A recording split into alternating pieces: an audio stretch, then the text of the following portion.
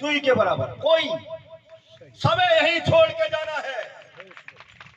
जब संसार में कुछ लेके नहीं जाना तो आप दुराचार और पाप पाखंड करके अपने बच्चों को अपनी मेहनत से, अपनी खून पसीने की कमाई से परवरिश दें। जो बच्चे परवरिश, जिनके माता पिता, आज मेरा जो समाज बैठा हुआ है, मैं निश्चित तौर पे कहना चाहता हूं कि ये वो समाज के लोग बैठे हैं यहां पर जो धरती में मेहनत और खून पसीने की कमाई से अपना पेट भरते। उन लोगों को पता नहीं है, जो बड़े बड़े एसियों में रहते हैं, उन्हें नहीं पता कि रात को गन्ना के पानी में सर्दियों में कैसे मेहनत की जाती है, कैसे गेहूं की फसल की जाती है। ऐसी मेहनत करने वाले सभी लोग, हम परमात्मा को ध्यान में रखने वाले सदगुरुदेव भगवान के महत्व को समझो।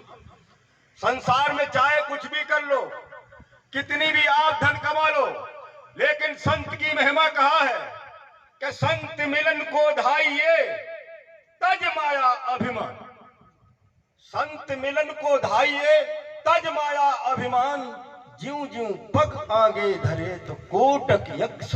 देखो, एक संत की महिमा का वर्णन, एक संत की महिमा का वर्णन, एक पग रखना कैसे चाहिए, माया और अभिमान से परे होकर। सदगुरु भगवान है। पहले गुरुर ब्रह्मा गुरुर विष्णु गुरुदेव महेश्वरा, गुरु साक्षात परब्रह्म, तस्मै श्री गुरुवे नमः। तो गुरु का स्थान इसलिए बड़ा है कि उसके बताए हुए रास्ते पर यदि हम चलेंगे तो सदगुरु ये कहता है कि तब पूरे जीवन भर का, तब पूरे जीवन भर का, और सत्संग एक क्षण मात्र का, पूरे जीवन का तब एक क्षण मात्र के सत्संग की बराबरी नहीं कर सकता है। वो किस लिए? सदगुरु भगवान ये कहते हैं कि तू तन नहीं है, तू शरीर नहीं है, तू मन नहीं है, तू बुद्धि नहीं है, तू पंचकोश नहीं है, नहीं पंचवायु है, नहीं पंचकोश, नहीं पंच प्राण है। इन सब से परे एक परम सत्य जो निरंतर कभी जिसकी मृत्यु नहीं होती है, अजन्मा है, वो आत्मा, वो चेतन स्वरूप परमात्मा का अंश तू है। ये शरीर मरता है, तू नहीं मरता, ये सदगुरु भगवान कहते हैं। अगर इस बात को आपके समझ में जिस दिन आ जाएगा, और जो लोग मानव तन पा करके इस संसार में आने के बाद यदि अपने आप को कि मैं कौन हूं ये नहीं जान पाया, तो मैं निश्चित तौर पर सदगुरुदेव भगवान के सामने कहता हूं कि उसकी ये यात्रा जीवन की अधूरी रह जाएगी, जब तक आपको ये पता नहीं लगेगा कि मैं कौन हूं। यहां पर बैठे हुए हैं मेरे रिश्ते, कोई मुझे पिता कहता है, कोई फूफा कहता है, कोई चाचा कहता है, कोई नाना कहता है। इस शरीर के कितने नाम हैं? अरे जब हम जन्म लिया था, बताओ मैं किसी को जानता था? कौन थी मेरी बिरादरी? जब मैंने जन्म लिया, कौन सी बिरादरी? कितना धनवान था मैं।